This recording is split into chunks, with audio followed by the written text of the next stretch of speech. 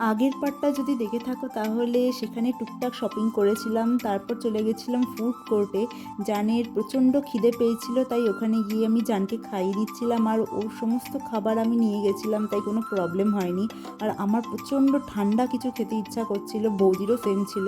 তো আমরা দুজনে কোল্ড কফি অর্ডার দিয়েছিলাম, মানে এনজয় করে খাবো কি, ওটা আসার পরে আমি জাস্ট ঢকঢক করে খেয়ে নিয়েছিলাম। অতনু জাস্ট টেস্টই করেছিল, আর আমি জানকেও টেস্ট করিয়েছিলাম। আর তারপরে ওরা একটু শপিং করলো, অ্যাকচুয়ালি কিনেছিল আমার জন্যই, আমি তোমাদের পরে দেখিয়ে দেবো ভিডিওর শেষে। তারপর চলে গেছিলাম আরসালানে।